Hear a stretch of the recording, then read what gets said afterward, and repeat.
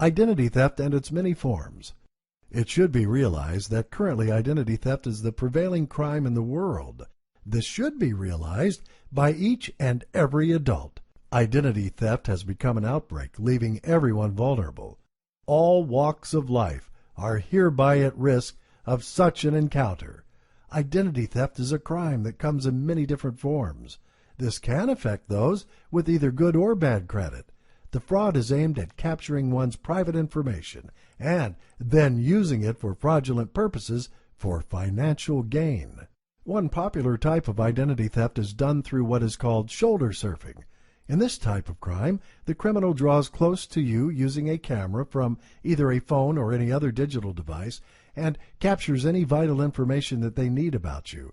This is commonly applicable during transactions in the public where one is doing some transaction, like when you're using the ATM or your phone, or maybe when you are in the store using a handheld debit device. It's hereby advisable to watch out, whoever is around you, when you are using your sensitive information. Skimming is another type of fraud which results from you being required to give out your card to any employee. The employee in this case will use your card as per your authorization, but then goes ahead to use it for his own advantage as well. The employee disappears with the card and puts it through an extra process using a device that is able to copy the encrypted information on its black magnetic stripe. This action leads to replication of the information, which will then direct the charges to your card. Never trust anyone with your card to avoid this fraud. When you're dumping anything, you should be very careful on the content of the garbage. When a thief gets into that dumping site, they are actually able to collect a lot of information about you. The garbage may contain info about your credit card details, receipts, financial statements, and even black carbon details.